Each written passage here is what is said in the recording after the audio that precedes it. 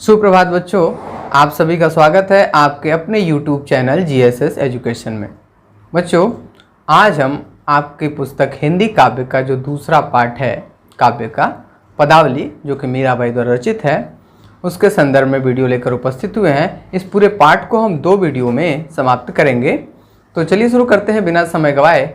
आज का देखते हैं। जो पहला पद है क्या है, संकेत के रूप में आप यहाँ देख रहे हैं, लिखा है मैंने, बसो मेरे नैनन में नंदलाल।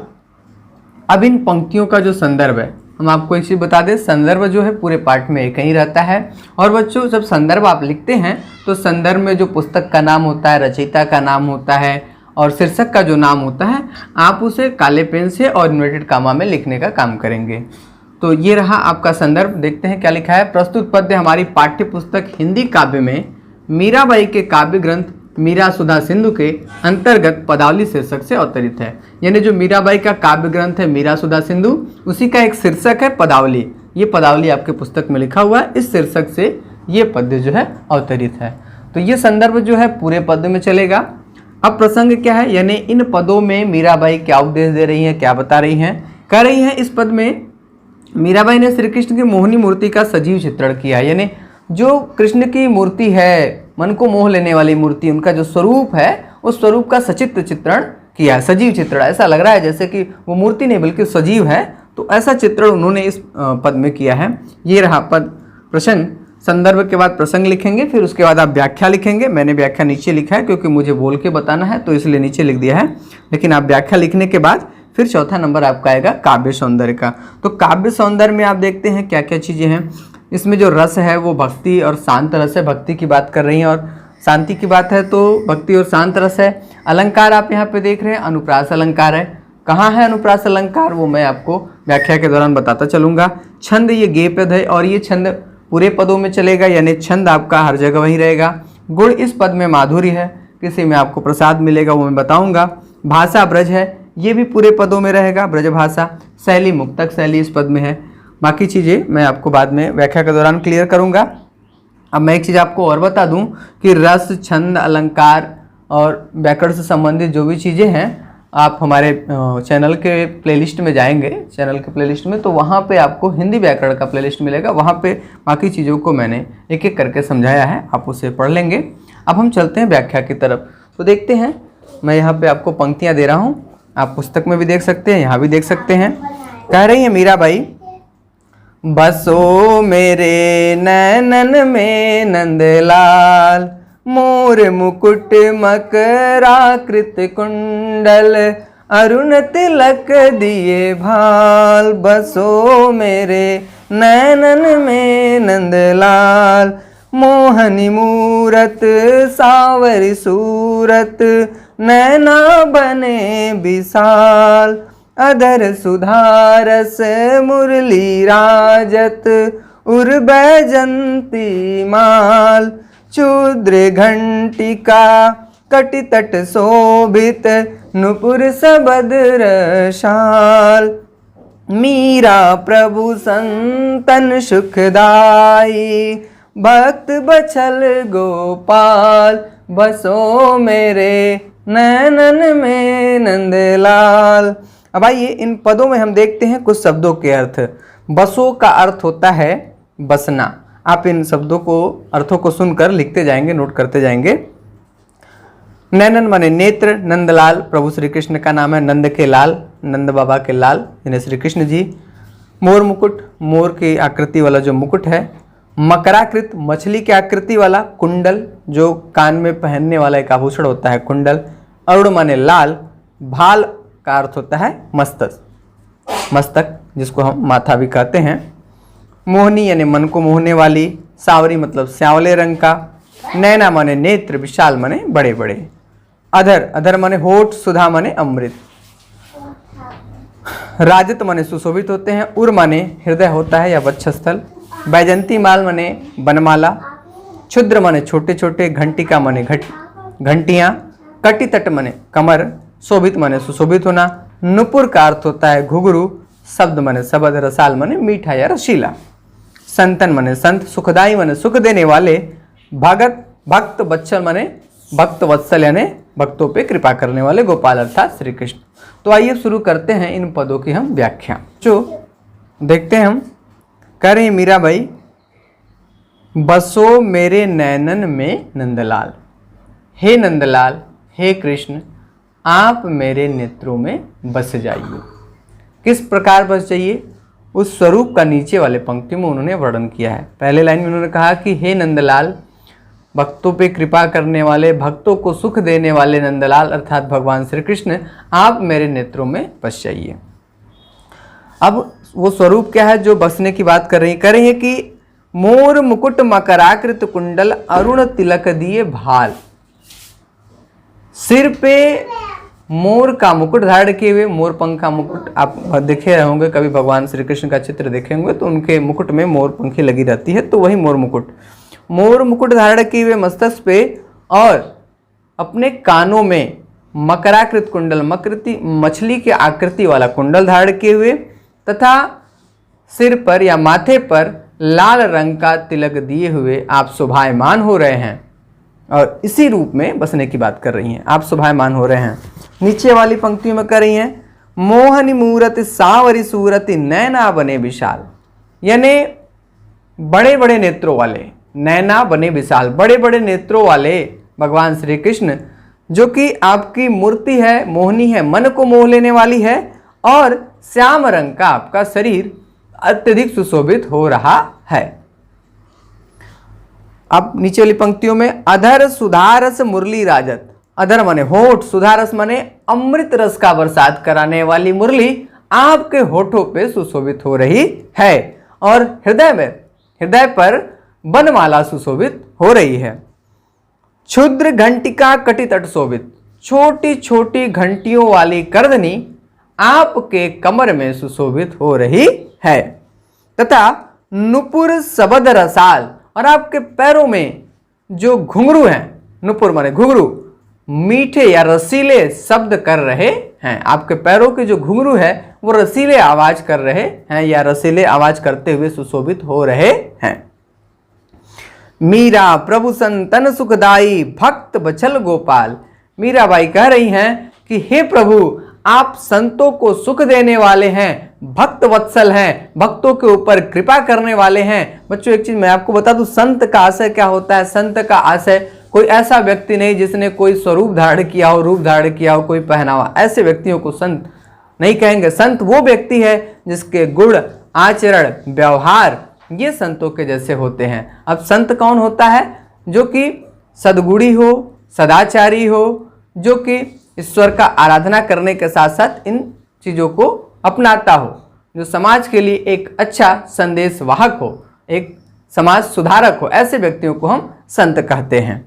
तो वही कह रही हैं मीराबाई कि मीरा प्रभु संतन सुखदाई, मीराबाई कह रही हे प्रभु, आप संतों को सुख देने वाले हैं और भक्तों के ऊपर कृपा करने वाले हैं। आप अपने इस सुंदर स्वरूप को लेकर मेरे नेत्रों में बस जाइए। तो ये रहा आपके पहले पद का व्याख्या। बच्चों देखते हैं अपना दूसरा वाला पद। संकेत है पायो जी मैं तो राम रतन धन पायो। संदर्भ आपका वही है पूर्वत। प्रसंग क्या है? इस पद में मीराबाई ने ईश्वर के नाम के महत्व का चर्चा किया है, यानी ईश्वर का नाम कितना महत्वपूर्ण है, कितना महत्वशाली है, उस विषय में यहाँ पे इन्होंने चर्चा किया है। काव्य सौंदर्य में रस आपको भक्ति और शांत रस ही मिलेगा। अलंकार अनुप्रास और रूपक अलंकार मिलेगा। पिछले पद में मैंने आपको नहीं बताया। देखिए पिछले पद में मैंने बताया था आपको कि अनुप्रास अलंकार है, तो वो है कहाँ? आप पुस्तक में देखेंगे मोर मुकुट मकराकृत, म वर्ण की पुनरावृत्ति हुई है, तो यहाँ पे आपका अनुप्रास अलंकार हो गया। जहाँ भी किसी वर्ण का 2 या 2 से अधिक बार पुनरावृत्ति होता है तो वहाँ अनुप्रास अलंकार हो जाएगा। अब इस वाले में देखिए अनुप्रास और रूपक 2 चीज़ें आपको देखने को मिल रहा है। तो अनुप्रास आपको कहाँ मिलेगा? राम रतन। राम रतन में क्या मिलेगा आपको? अनुप्रास अलंकार।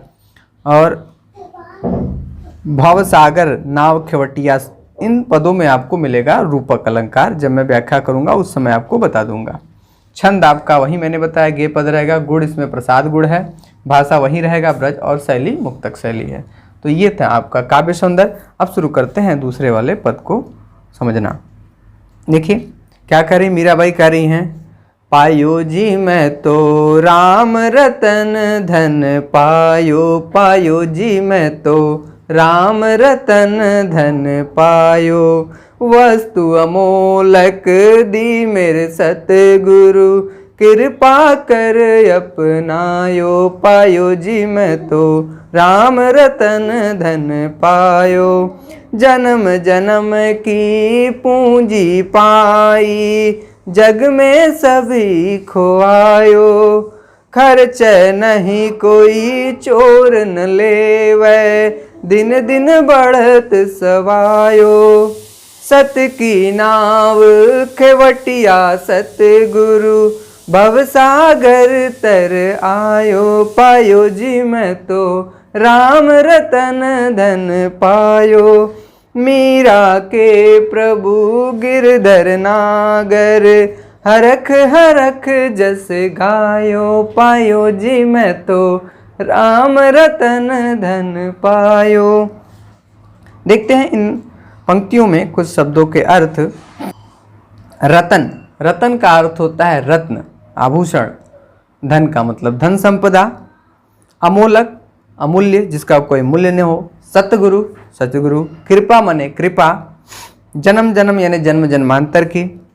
पूंजी पाई यानी जो धन संपदा इकट्ठा करते हैं आदमी, उसे पूंजी पाई कहते हैं। चाहे वो धन के रूप में हो, चाहे वो किसी और चीज़ के रूप में हो, इकट्ठा करने वाली चीज़ें।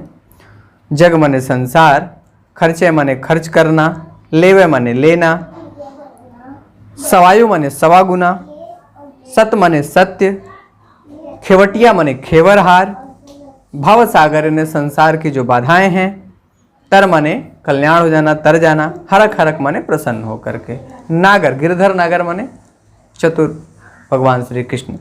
तो आइए देखते हैं जस का मतलब कृत्य, इन पदों की व्याख्या क्या है। मीराबाई कह रही हैं, पायो जी मैं तो राम रतन धन पायो, वस्तु अमोलक दे मेरे सदगुरु, कृपा कर अपनायो। मीराबाई कह रही कि मैंने राम नाम रूपी रत्न प्राप्त कर लिया है। और ये रत्न मुझे प्राप्त कैसे हुआ है? मेरे सदगुरु के मेरे ऊपर कृपा हुई। जो मेरे सदगुरु हैं उन्होंने मेरे ऊपर दया किया, कृपा किया और राम नाम रूपी दीक्षा मुझे दिया, जिसे कि मैंने अपना लिया, स्वीकार कर लिया या अंगीकार कर लिया। निचले वाली पंक्तियों में करी, जन्म जन्म की पूंजी पाई, जग में सभी खुआयो। यानी ये जो राम नाम रूपी रत्न है, जो हमें मेरे सदगुरु की कृपा से प्राप्त हुआ है, ये जन्म जन्मांतर का मेरा पूंजी है, मेरा यश फल है। मतलब मेरी जो अच्छी चीज़ें हैं, मेरे अच्छे कर्म हैं, उनका फल है। जन्म जन्मांतर का मेरा कर्म फल राम नाम रूप में मुझे प्राप्त हुआ है और उसे मैंने क्या किया है? ग्रहण कर लिया है। तथा जग में सभी खुआयो, जग का जो माया मोह है, संसार का जो माया मोह है, उसे मैंने त्याग कर दिया है राम नाम रूपी रत्न प्राप्त करने के पश्चात।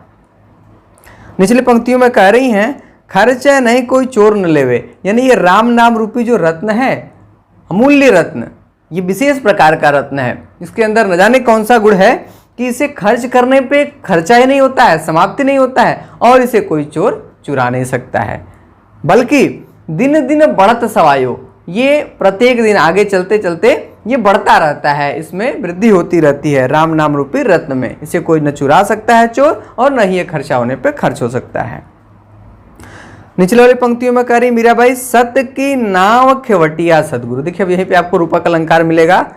क्या है? सत की नाव खेवटिया सदगुरु, यानी मेरे सत्य नाम। सत्य नाम किसका है? ईश्वर का। ईश्वर नाम रूपी नाव के खेवट, खेवटिया यानी केवट, जो नाव चलाता है उसे केवट कहते हैं या खेवटिया कहते हैं उसे। तो सत्य नाम रूपी नाव पे, सत्य नाम रूपी नाव कौन है? ईश्वर का। उस नाव के जो केवट हैं यानी खेवनहार जो है वो मेरे सदगुरु हैं। इस पर मैं बैठकर, सत्य नाम रूपी नाव पर बैठकर, जिसके की केवट मेरे सदगुरु हैं, मैं इस संसार की बाधाओं से भव सागर तर आयो। संसार की बाधाओं से मैं तर गई या पार उतर गई, यानी संसार की मोह मायाओं से मैं बच गई।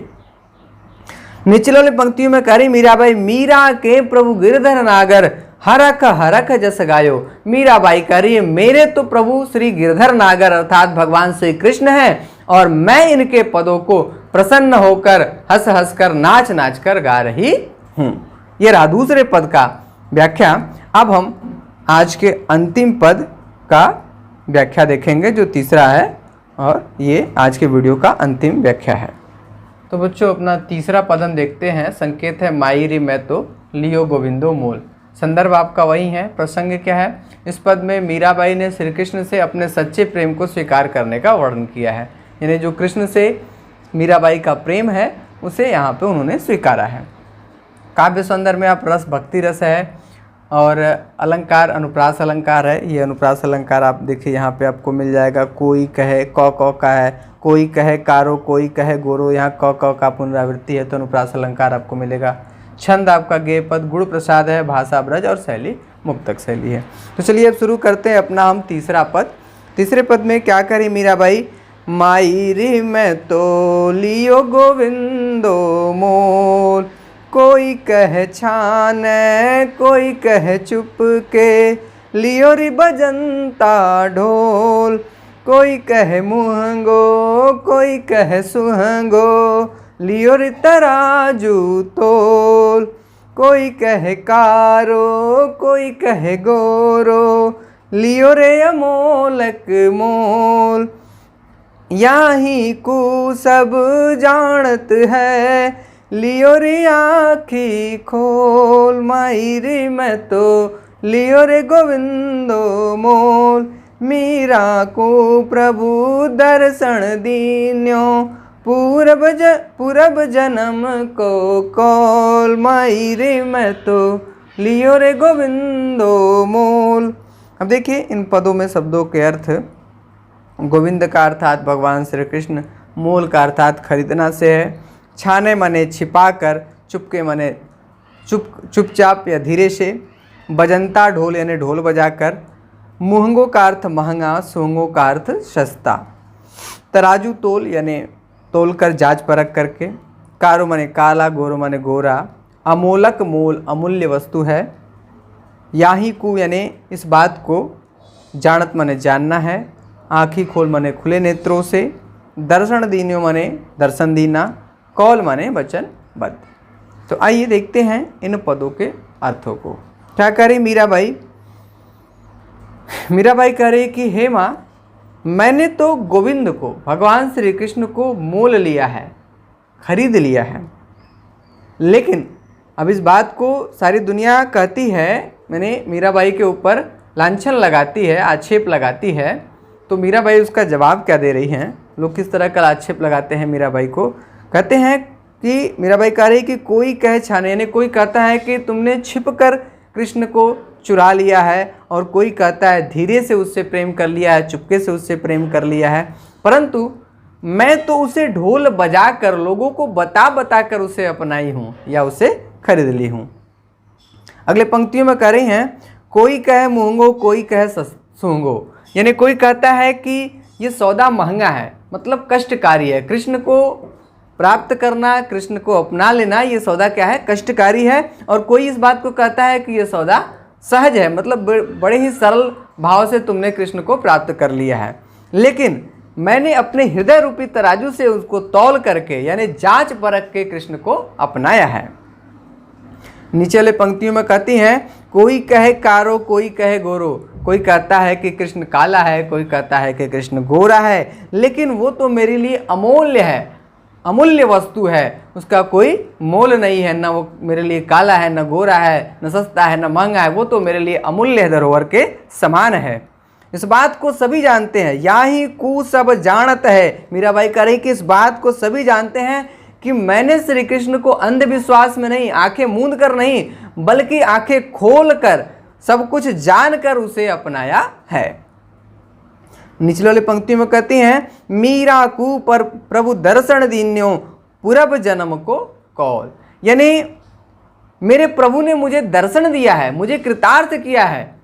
क्यों किया, कैसे किया है? क्योंकि मेरे ये पूर्व जन्म का वचनबद्धता था, यानी प्रभु ने मेरे पूर्व जन्म में मुझसे वचनबद्ध थे, मेरे प्रभु मुझसे वचनबद्ध थे पूर्व जन्म में, उसी के फलस्वरूप उन्होंने मुझे इस जन्म में दर्शन दिया और मुझे कृतार्थ किया है। तो ये रहा हमारे तीसरे पद का व्याख्या। अब अगले वीडियो में हम चौथा और पांचवा पद लेकर के आएंगे। तब तक आप इसे नोट करें और पढ़ते रहें। धन्यवाद।